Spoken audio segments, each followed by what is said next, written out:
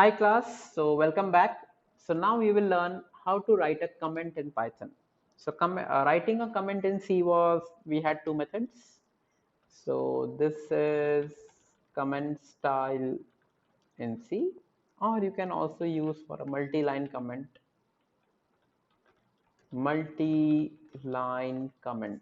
right? This was C style, but Python allows you to only use hash. Okay, so this is the first comment that I'm writing. So the first line, any line or any phrase of a sentence that begins with hash is not processed from that particular point. Okay, so when the interpreter reads this line number one, it sees hash and then it directly ignores the entire line. Even if you write something like x is equal to 10, it is ignored. Second line is print hello, comma, and Python and hash.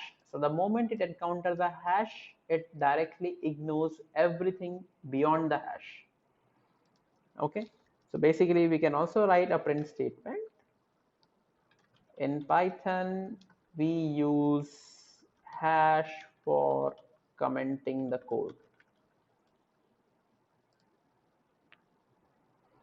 Right? So we use hash for commenting the code. It's just like Twitter, we have hashtags, right? So that hash, same, is used as a comment in Python.